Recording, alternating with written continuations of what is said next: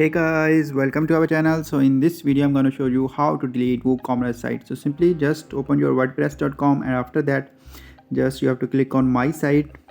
So simply just when you click here, so you can see all the tabs are available here. So simply you can check, this is the main interface where you can delete the site. So simply after that, just on the left side you can find the setting option. So just click here and after that you have to click on general. Now here you can see, just scroll down and here you will find delete your site permanently. So simply just click here and after that just you have to click on delete site. So in this section you have to copy and paste this domain.